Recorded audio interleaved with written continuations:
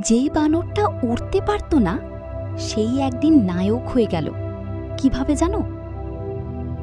সবুজ জঙ্গলের এক সকালে একটা ছোট্ট বানর গাছের ডালে বসে আকাশের দিকে তাকিয়ে থাকত। তার চোখে ছিল উড়ার স্বপ্ন। পাখিদের আকাশে উড়তে দেখে তার মনেও প্রশ্ন জাগত, সেও কি কোনোদিন উড়তে পারবে? কিন্তু অন্য বানররা তাকে দেখে হেসে উঠত, বলতো, বানর আবার উড়বে নাকি? তবুও সে থামেনি।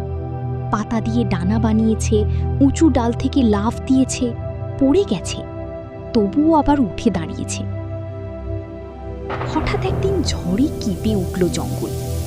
একটা ছোট্ট পাখির বাচ্চা বাসা থেকে নিচে পড়ে গেল। চারদিকে ভয়, কেউ এগিয়ে এলো না। কিন্তু সেই ছোট্ট বানরটা দৌড়ে গেল সামনে। সে উঁচু ডালে উঠল, সাহস জোগাড় করল, আর একটা বড় লাফ দিল। সে উঠতে পারেনি, কিন্তু ঠিকই পাখির বাচ্চাটাকে বাঁচিয়ে ফেলল। সেদিন সবাই বুঝল, স্বপ্ন পূরণ না হলেও সাহস থাকলে তুমিই হতে পারো নায়ক। কারণ উড়তে পারা নয়, সাহসটাই আসল শক্তি।